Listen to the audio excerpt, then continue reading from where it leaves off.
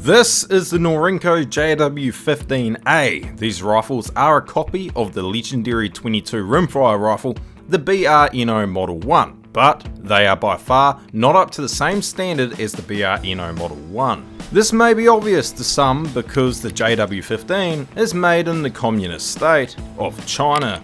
It is a low tier rifle, but do not shove this cheap rifle off to the side and say it is complete garbage, because they are not all crap.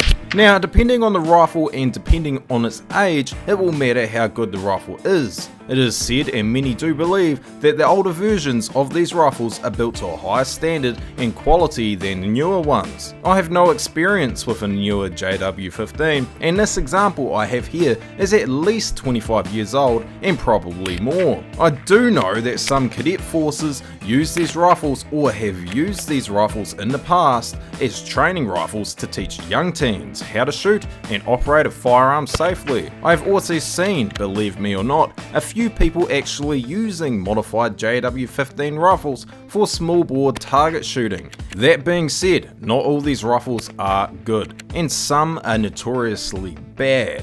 These rifles are mass produced on a scale that not a lot of firearms are. A heap of these rifles are bad, and some happen to actually be good. That being said, however, is this example I have here one of those golden gems? Well, this is a hard question to answer. This rifle has had a hard life and a very rough life. It has also been well used, but not that well looked after. There is no rust on the firearm, which is good, but the front sight is missing and the original scope was bent, and so were the scope rings. For now, I have a low quality 4x32 scope on the rifle just for filming this video, and with some pretty good rings I put on. So far it has held zero, but it is not pinpoint like my CZ452 is. Originally this rifle was purchased by the owner for putting down livestock and for shooting the odd hare and rabbit, and obviously the rifle was up to the task at hand. It has been shot thousands of times, as you can tell by the wear, but to this day it shoots as if it came straight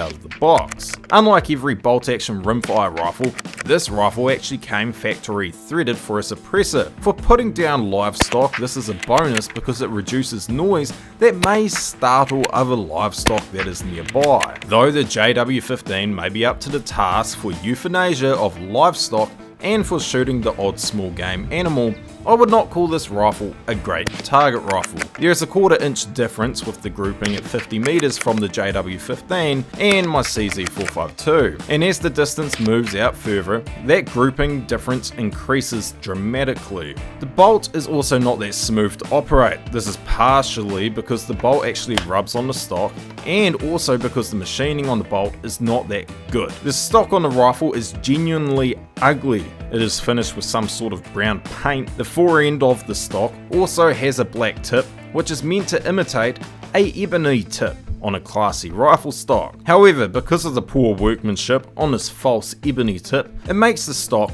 look even uglier than what it already is. But not all Jw15 stocks are as ugly as this one. A lot of the newer ones do not have the ugly tip, and all of those stocks have a finish that actually shows off the grain more in the wood quite nicely. I plan on refurbishing this stock to truly bring out the grain of the wood. The colour of the wood under this ugly paint is actually very light. Even though the stock looks like the colour of a turd, it does feel great to hold, and for me it is the perfect width and length. The trigger on this rifle is actually not that bad either. It is crisp, but again, it is not as crisp as my CZ452. The rifle also comes with factory iron sights, which they are pretty basic. One annoying part of the rifle is the front sight is missing. This is not a major deal because there is a scope mounted for now on the rifle, but having the front sight would at least make the rifle put together and look better overall. Genuinely, these rifles are thought of as rough and cheap, but good.